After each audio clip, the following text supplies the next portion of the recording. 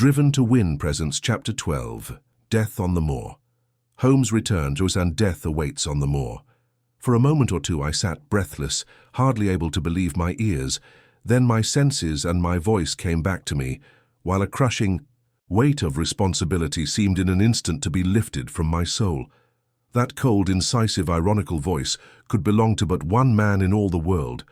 "Holmes," I cried, "Holmes." "Come out," said he, "and please be careful with the revolver."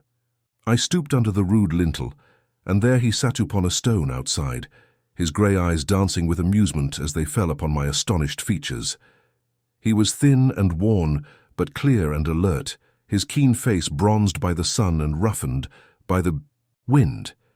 In his tweed suit and cloth cap he looked like any other tourist upon the moor, and he had contrived with that cat-like love of personal cleanliness which was one of his characteristics, that his chin should be as smooth and his linen as perfect as if he were in Baker Street.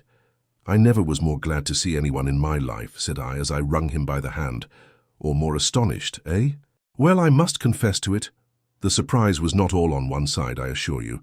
I had no idea that you had found my occasional retreat, still less that you were inside it, until I was within 20 paces of the door. My footprint, I presume.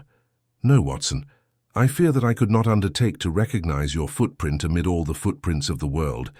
If you seriously desire to deceive me, you must change your tobacconist, for when I see the stub of a cigarette marked Bradley, Oxford Street, I know that my friend Watson is in the neighborhood. You will see it there beside the path. You threw it down, no doubt, at that supreme moment when you charged into the empty hut." "Exactly. I thought as much. And knowing your admirable tenacity, I was convinced that you were sitting in ambush, a weapon within reach, waiting for the tenant to return. So you actually thought that I was the criminal." "I did not know who you were, but I was determined to find out." "Excellent, Watson. And how did you localize me? You saw me perhaps on the night of the convict hunt, when I was so imprudent as to allow the moon to rise behind me?" "Yes, I saw you then, and have no doubt searched all the huts until you came to this one." "No, your boy had been observed, and that gave me a guide where to look. The old gentleman with the telescope, no doubt. I could not make it out when first I saw the light flashing upon the lens.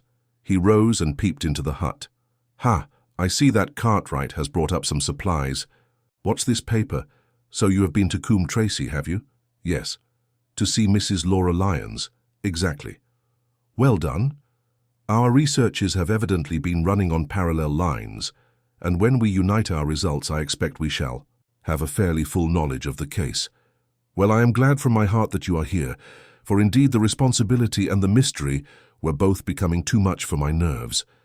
But how in the name of wonder did you come here, and what have you been doing? I thought that you were in Baker Street working out that case of blackmailing." "That was what I wished you to think." "Then you use me, and yet do not trust me." I cried with some bitterness. "I think that I have deserved better at your hands, Holmes. My dear fellow, you have been invaluable tome in this as in many other cases, and I beg that you will forgive me if I have seemed to play a trick upon you.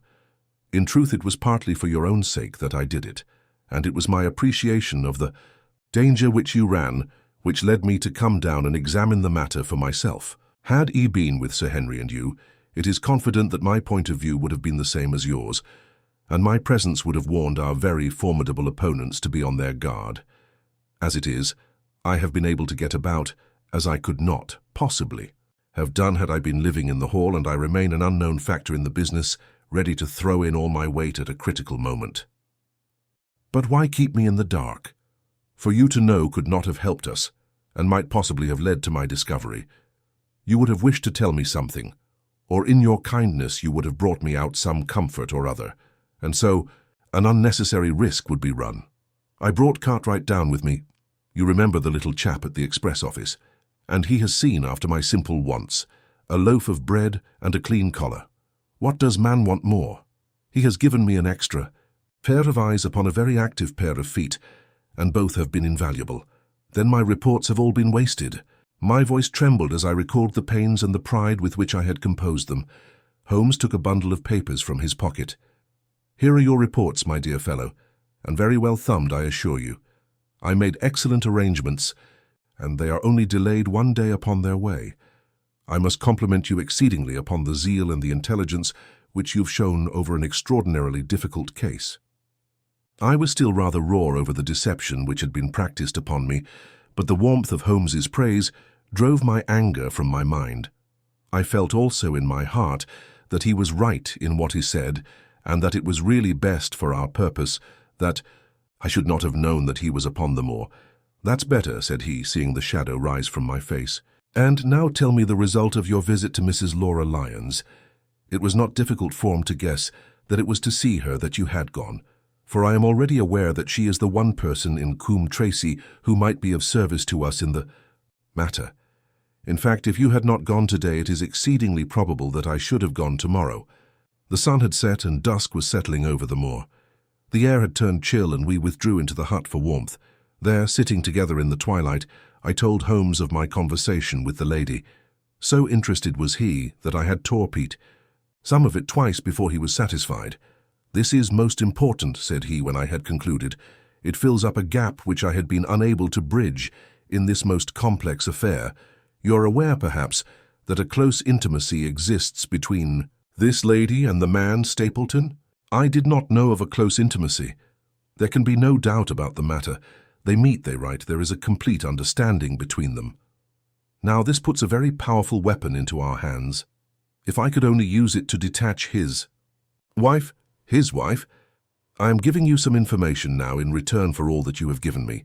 The lady who's passed here as Miss Stapleton is in reality his wife." "Good heavens, Holmes, are you sure of what you say? How could he have permitted Sir Henry to fall in love with her?" "Sir Henry's falling in love could do no harm to anyone except Sir Henry.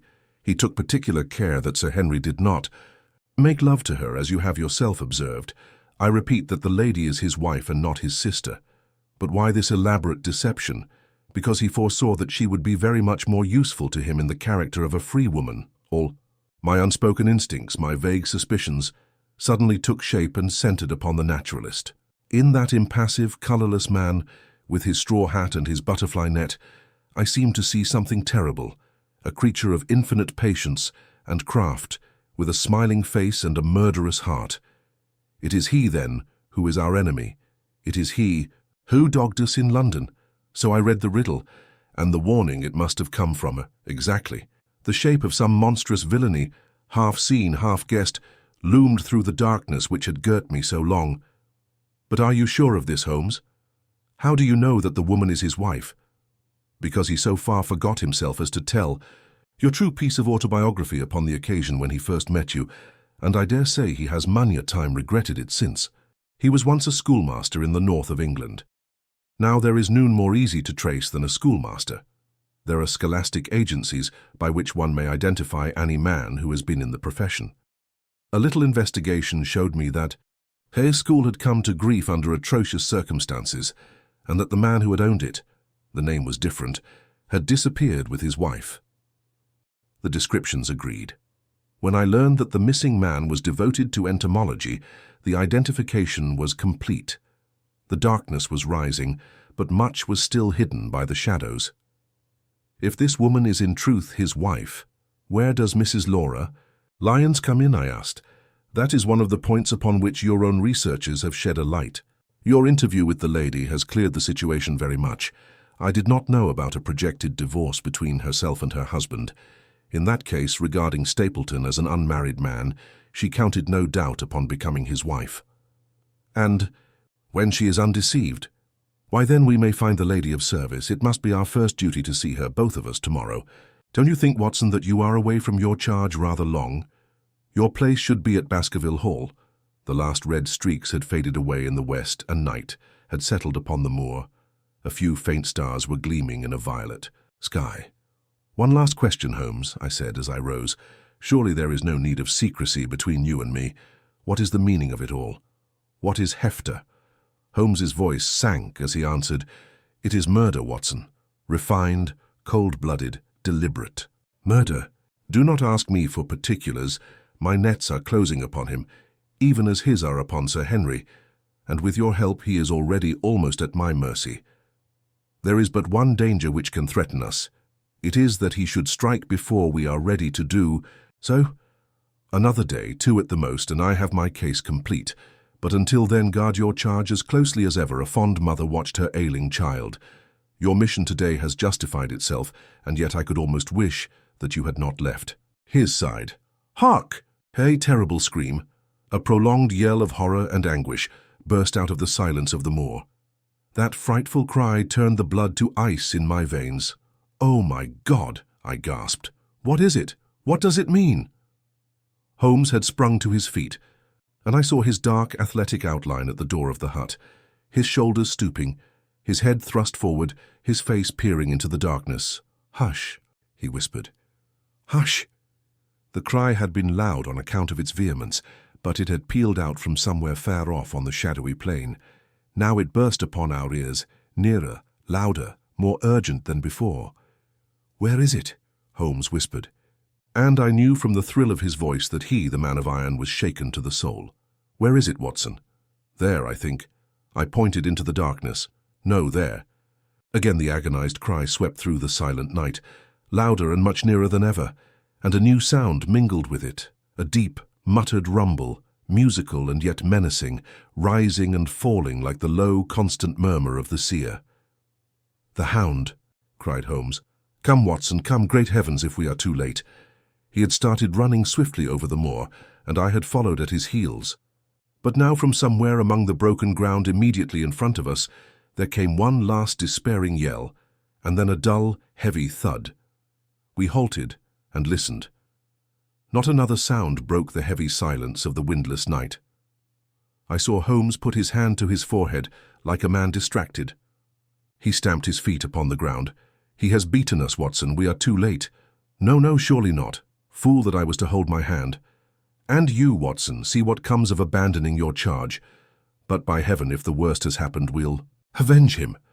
Blindly we ran through the gloom, blundering against boulders, forcing our way through gorse bushes, panting up hills and rushing down slopes, heading always in the direction whence those dreadful sounds had come.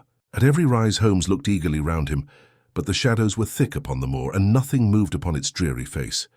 "Can you see anything?" "Nothing. But hark, what is that?" A low moan had fallen upon our ears. There it was again upon our left. On that side a ridge of rocks ended in a sheer cliff which overlooked a stone-strewn slope. On its jagged face was spread-eagled some dark, irregular object. As we ran towards it, the vague outline hardened into a definite shape. It was a prostrate man, face downward upon the ground. The head, doubled under him, at a horrible angle, the shoulders rounded and the body hunched together, as if in the act of throwing a somersault. So grotesque was the attitude that I could not for the instant realize that that moan had been the passing of his soul. Not a whisper, not a rustle, rose now from the dark figure over which we stooped. Holmes laid his hand upon him and held it up. Again, with an exclamation of horror, the gleam of the match which he struck shone upon his clotted fingers and upon the ghastly pool which widened slowly from the crushed skull of the victim. And it shone upon something else which turned our hearts, sick and faint within us, the body of Sir Henry Baskerville. There was no chance of either of us forgetting that peculiar ruddy tweed suit, the very one which he had worn on the first morning that we'd seen him in Baker Street. We caught the one clear glimpse of it, and then the match flickered and went out even as the hope had gone out of our souls. Holmes groaned and his face glimmered white through the darkness. "The brute! The brute!" I cried with clenched hands. "Oh, Holmes, I shall never forgive myself for having left him to his fate. I am more to blame than you, Watson. In order to have my case well rounded and complete, I have thrown away the life of my client. It is the greatest blow which has befallen me in my career. But how could I know, how could L know, that he would risk his life alone upon the moor in the face of all my warnings? That we should have heard his screams, my God, those screams, and yet have been unable to save him. Where is this brute of a hound which drove him to his death? It may be lurking among these rocks at this instant. And Stapleton, where is he? He shall answer for this deed. He shall, I will see to that. Uncle and nephew have been murdered, the one frightened to death by the very sight of a beast which he thought to be supernatural, the other driven to his end in his wild flight to escape from it. But now we have to prove the connection between the man and the beast. Save from what we heard, we cannot even swear to the existence of the latter, since Sir Henry has evidently died from the fall.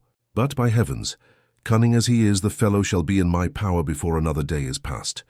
We stood with bitter hearts on either side of the mangled body, overwhelmed by this sudden and irrevocable disaster which had brought a long and weary labours to so piteous an end. Then, as the moon rose, we climbed to the top of the rocks over which our poor friend had fallen, and from the summit we gazed out over the shadowy moor, half silver and half gloom. Far away, miles off, in the direction of Grimpen, a single steady yellow light was shining. It could only come from the lonely abode of the Stapletons. With a bitter curse I shook my fist at it as I gazed. Why should we not seize him at once? Our case is not complete. The fellow is wary and cunning to the last degree. It is not what we know but what we can prove. If we make one false move, the villain may escape us yet. What can we do? There will be plenty for us to do tomorrow. Tonight we can only perform the last office's tour, poor friend. Together we made our way down the precipitous slope and approached the body, black and clear against the silvered stones. The agony of those contorted limbs struck me with a spasm of pain and blurred my eyes with tears. "We must send for help, Holmes. We cannot carry him all the way to the hall." "Good heavens, are you mad?" He had uttered a cry and bent over the body. Now he was dancing and laughing and wringing my hand. Could this be my stern, self-contained friend? These were hidden fires indeed. A beard, a beard. The man has a beard. A beard, it is. Not the baronet, it is. Why, it is my neighbour, the convict. With feverish haste we had turned the body over, and that dripping beard was pointing up to the cold, clear moon. There could be no doubt about the beetling forehead, the sunken animal eyes. It was indeed the same face which had glared upon me in the light of the candle from over Thayrock, the face of Selden, the criminal. Then, in an instant, it was all clear to me. I remembered how the baronet had told me that he'd handed his old wardrobe to Barrymore. Barrymore had passed it on in order to help Selden in his escape. Boots, shirt, cap, it was all Sir Henry's. The tragedy was still black enough, but this man had at least deserved death by the laws of his country. I told Holmes how the matter stood, my heart bubbling over with thankfulness and joy. Then "The clothes have been the poor devil's death," said he. "It is clear enough that the Hound has been laid on from some article of Sir Henry's, the boot which was abstracted in the hotel, in all probability, and so ran this man down. There is one very singular thing, however. How came Selden in the darkness to know that the Hound was on his trail? He heard him. To hear a hound upon the moor would not work a hard man like this convict into such a paroxysm of terror that he would risk recapture by screaming wildly for help. By his cries he must have run a long way after he knew the animal. Wasten his track, how did he know? A greater mystery to me is why this hound, presuming that all our conjectures are correct. I presume nothing. Well then, why this hound should be loose tonight? I suppose that it does not always run loose upon the moor. Stapleton would not let it go unless he had reason to think that Sir Henry would be there. My difficulty is the more formidable of the two, for I think that we shall very shortly get an explanation of yours, while mine may remain forever a mystery. The question now is, what shall we do with this poor wretch's body? We cannot leave it here to the foxes and the ravens. I suggest that we put it in one of the huts until we can communicate with the police. Exactly.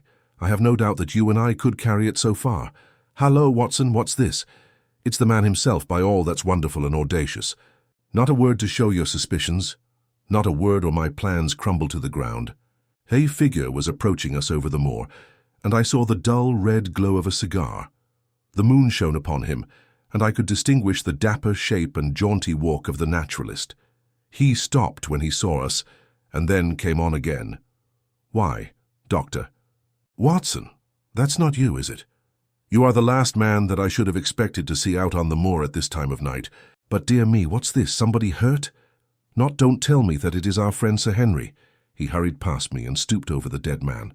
I heard a sharp intake of his breath, and the cigar fell from his fingers. Who's this? He stammered. It is Selden, the man who escaped from Princetown. Stapleton turned a ghastly face upon us, but by a supreme effort he had overcome his amazement and his disappointment. He looked sharply from Holmes to me. Dear me, what a very shocking affair. How did he die? He appears to have broken his neck by falling over these rocks. My friend and I were strolling on the moor when we heard a cry. I heard a cry also. That was what brought me out. I was uneasy about Sir Henry. Why about Sir Henry in particular, I could not help asking, because I had suggested that he should come over. When he did not come, I was surprised, and I naturally became alarmed for his safety when I heard cries upon the moor.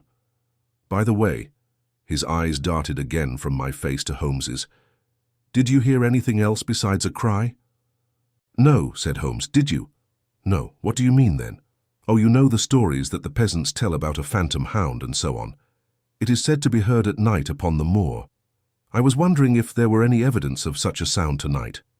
That we heard nothing of the kind, said I. And what is your theory of this poor fellow's death? I have no doubt that anxiety and exposure have driven him off his head. He has rushed about the moor in a crazy state and eventually fallen over here and broken his neck. That seems the most reasonable theory, said Stapleton, and he gave a sigh which I took to indicate his relief. What do you think about it, Mr. Sherlock Holmes? My friend bowed his compliments. You are quick at identification, said he. We have been expecting you in these parts since Dr. Watson came down. You are in time to see a tragedy. Yes, indeed. I have no doubt that my friend's explanation will cover the facts. I will take an unpleasant remembrance back to London with me tomorrow. Oh, you return tomorrow? That is my intention. I hope your visit has cast some light upon those occurrences which have puzzled us. Holmes shrugged his shoulders. One cannot always have the success for which one hopes. An investigator needs facts and not legends or rumors. It has not been a satisfactory case. My friend spoke in his frankest and most unconcerned manner. Stapleton still looked hard at him. Then he turned to me. I would suggest carrying this poor fellow to Tommy House, but it would give my sister such a fright that I do not feel justified in doing it. I think that if we put something over his face, he will be safe until morning. And so it was arranged. Resisting Stapleton's offer of hospitality, Holmes and I set off to Baskerville Hall, leaving the naturalist to return alone. Looking back, we saw the figure moving slowly away over the broad moor, and behind him, that one black smudge on the silvered slope which showed where the man was lying who had come so horribly to his end. A man lies dead. But the truth is still out there. Stay with Driven to Win. The final mystery is near.